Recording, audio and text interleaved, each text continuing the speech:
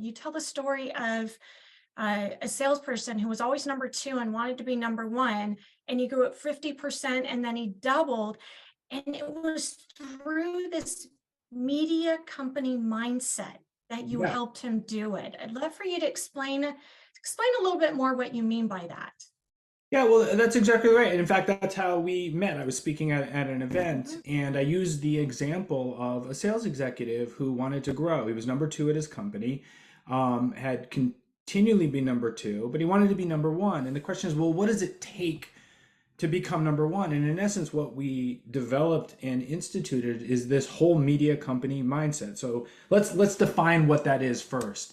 I think thinking like a media company as a business owner is all about recognizing the power of storytelling and content creation, where the goal is to build brand awareness, engagement with an audience, and ultimately to drive business growth. It's about shifting your mindset from being solely focused on selling products or services to becoming a trusted source of valuable information. And that can be value-based, educational. Like it could be entertainment as well.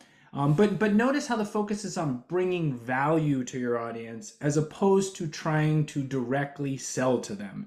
And this is somewhat in contrast to how so many businesses for so many years marketed to all of us, where the product or the service was the focus. And what you find is that when you bring value, you build that brand, you build that awareness, you build trust, you build engagement with your target audience, and over time that leads to consideration for whatever your product or service is. So if I were to kind of summarize this whole media company mindset, it's about bringing value through what I call the 5 C's. Okay, so let me tell you what these are.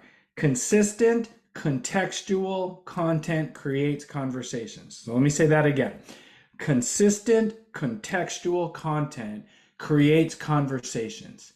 And those conversations leads to opportunities to talk about your services, your products, and what you bring to the marketplace. And that really is what a media company mindset is.